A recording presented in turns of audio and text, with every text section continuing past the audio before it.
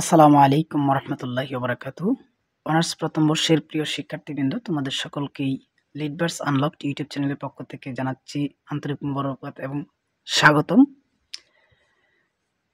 তোমরা জানো যে ইতিপূর্বে আমি লিটারেরি ডিভাইস তথা ফিগার্স অফ স্পিচের উপর একটি ইংরেজি সাহিত্য সিরিজের ক্লাস নিচ্ছি। তারই ধারাবাহিকতায় আমি আজকে যে বিষয়টির উপর ক্লাস নেব সেটি হচ্ছে অক্সিমোরন। এটি একটি অত্যন্ত গুরুত্বপূর্ণ টপিক এবং অলরেডি লিটারারি ডিভাইসের উপর আরও 4টি ক্লাস নিয়ে নেওয়া হয়েছে।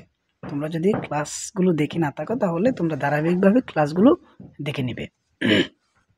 তো আজকে অক্সিমোরন নিয়ে মূলত কথা হবে। সেই অক্সিমোরন জিনিসটা কি? আমরা জানি অক্সিমোরন হচ্ছে এমন একটি ফিগার্স অফ স্পিচ তথা লিটারারি ডিভাইস যেটা দুইটা কন্ট্রাডিক্টরি তথা দুইটা পরস্পর বিরোধী দুইটা শব্দ একসাথে ব্যবহৃত হয়ে একটা ইউনিক এক্সপ্রেশন দিবে।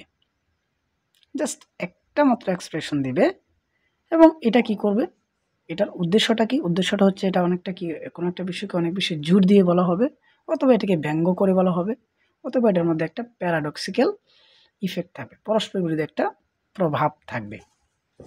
আমরা দেখি এখানে মূলত একই কথা বলা হয়েছে। আমরা দেখি যে সংজ্ঞাতে মূলত কি বলা হয়েছে।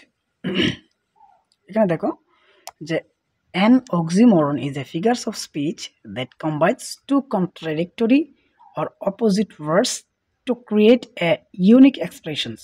It is often used to create emphasize, humor or a paradoxical effect.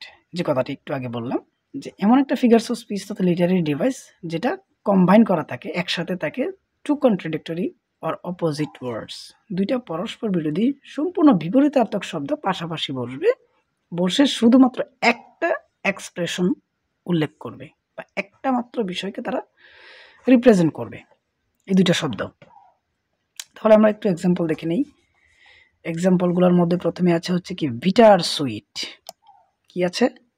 Bitter sweet. এখানে দেখো বিটার সুইট বলতে কি বোঝানো হয়? Bitter that something is very very sad. Sweet মানে হচ্ছে কোনো একটা বিষয় কি খুবই হ্যাপিয়ার আর হ্যাপিয়েস্ট এরকম হইতে পারে। তো দুইটা শব্দ একসাথে কি something that is both happy and sad, মানে কোনো একটা টপিক নিয়ে যখন তুমি কথা বলবা তখন কিন্তু দেখবা যে কোনো একটা তিক্ত বাট মিষ্টি, এই দুইটা এক্সপ্রেশন একসাথে করে একটা এক্সপ্রেশন যখন বলা হবে, ঠিক সেই এক্সপ্রেশনটাই হচ্ছে কি অক্সিমোরন। দেখো আমরা আরেকটু দেখি যে দেখো এখানে আছে কি লিভিং ডেড। দেখো লিভিং ডেড মানে জীবন্ত মৃত, মানে জীবন মৃত। A contradiction between alive and dead, মানে কোনো একটা বিষয়কে কি মানে যেন মরে গেছে কিন্তু তারপরে যেন সে কি আছে, বেঁচে আছে।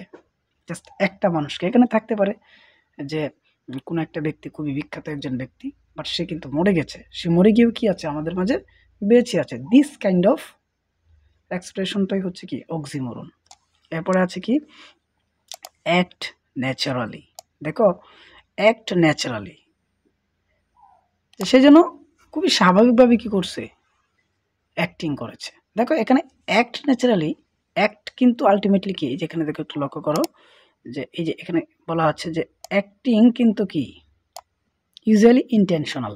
এটা কিন্তু আলটিমেটলি কি তুমি একটা উদ্দেশ্য প্রণোদিতভাবে তোমাকে অ্যাক্টিং করতে হবে, বাট ন্যাচারাল জিনিসটা কিন্তু তোমার কিন্তু কোনো চেষ্টা করতে হয় না।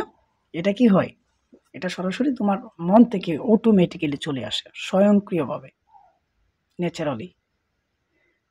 এই যে দুইটা বিষয়ের মধ্যে একটা পরস্পর বিরোধী একটা কন্ট্রাডিকশন, এই দুইটা কন্ট্রাডিকশন যখন একসাথে করে একটা শব্দ যখন উল্লেখ করা হবে এবং একটা মাত্র এক্সপ্রেশন থাকবে, তখনই সেটা কি হবে, অক্সিমোরন হবে।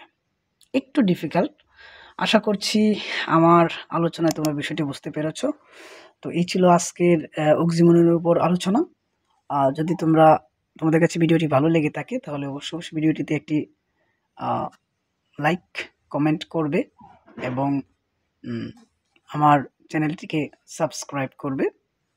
এই বলে আমি আমার ক্লাস শেষ করছি। অবশ্যই পরবর্তী ক্লাসের জন্য তোমরা অবশ্যই বেল আইকনটি অন করে রাখবে। তো আজকে এখানেই শেষ করব। ধন্যবাদ সবাইকে। আসসালামু আলাইকুম ওয়া রাহমাতুল্লাহি ওয়া বারাকাতুহু।